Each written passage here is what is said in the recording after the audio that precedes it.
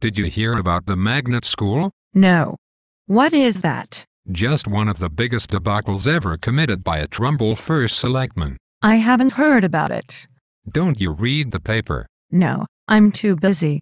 Why should I care? Trumbull taxpayers and Trumbull students will be paying for this mistake for decades. How can that be? Well, the state legislature appropriated $126 million to build a regional, multi-magnet high school for Bridgeport on state-owned land in the southwestern corner of Trumbull. Why did they do that? It was part of a court-ordered settlement to reduce educational inequality in Connecticut's public schools. That sounds like a good deal for Bridgeport, but how does it affect Trumbull? In a lot of ways. For starters, the school will not only accept 1,000 students from Bridgeport, it will also take 500 students from 7 other communities in the area, including Trumbull. But Trumbull already has a nice high school. Why would any Trumbull students want to go to this Bridgeport school? The Fairchild Wheeler Multi-Magnet High School will be a state-of-the-art school offering a 21st-century curriculum focusing on 3 areas: information technology, zoological studies, and science and aerospace. Local industries and institutions will be partnering to provide an exceptional, academically rigorous, educationally competitive program not available at our high school. Sounds like a great asset for the town. How many Trumbull students will get to go to this amazing school? Well, town officials originally negotiated a deal to allow 150 seats for Trumbull students at the magnet school. Will Trumbull taxpayers have to pay to send our students to this new school? No. As a matter of fact, the town could save thousands for each student we don't have to educate at Trumbull High. Even the transportation to the new magnet school will be subsidized by the state. Altogether, this would save taxpayers over $1 million a year. Is Trumbull getting any other benefits from having this Bridgeport school in our town? Well, the original agreement was going to bring in millions of dollars for Trumbull. $1 million in direct payments to Trumbull over 10 years. Millions to cover road upgrades to Old Town Road and Quarry Road. $300,000 to our fire department. And since the property is in Trumbull, the town would have made $750,000 in building permits. So what is the problem? Well, first Selectman Tim Herbst was not satisfied with this deal, and so he began to negotiate with Bridgeport and the state to get even more money.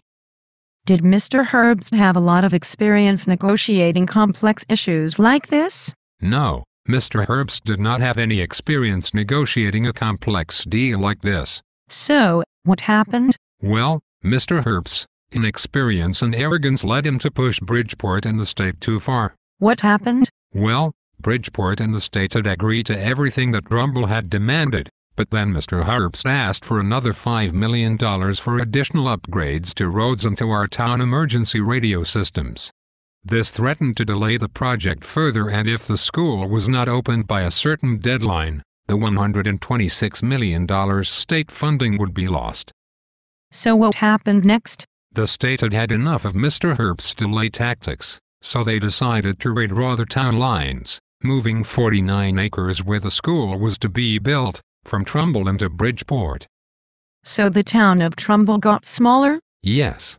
There is now a 49-acre hole in the southwestern corner of Trumbull, which is now in Bridgeport. I never heard of such a thing. What a disaster for Trumbull. It gets worse. Millions of dollars that would have come into Trumbull as a result of the original agreement were now off the table. No money for road upgrades, no $1 million direct payment to the town, no money to upgrade our fire department, no $750,000 in building permit fees, and we lost 100 seats at the new school for Trumbull students. All told, the town of Trumbull lost close to $20 million over the next 10 years. That's terrible. Not only that, but since the school is no longer in Trumbull, the town of Trumbull no longer has control of the construction project. Our Planning and Zoning and Inland Wetlands Commissions no longer controls issues like blasting, traffic congestion, safety and environmental concerns. Now our only option for addressing town grievances is to take legal action against our neighbor, Bridgeport. So what did Mr. Herbst get in return for this land swap? the right to negotiate in good faith with Bridgeport for the right to lease a 20-acre parcel of land adjacent to Quarry Road. This land is deed restricted, much of it is wetlands, and the main parcel currently houses a parks and recreation garage for the town of Bridgeport, raising concerns the land may be polluted. What did Mr. Herbst think of this deal? Mr. Herbst said he was, and I quote, very pleased, very happy. He called the land swap a win-win for Trumbull, Bridgeport and the state. No wonder. You called this one of the biggest debacles ever committed by a Trumbull first selectman. Are there any other examples of Mr. Herbst's poor leadership? Yes. There is the North Nichols Sewer Project, and the cell tower debacle. But those are subjects for another cartoon video.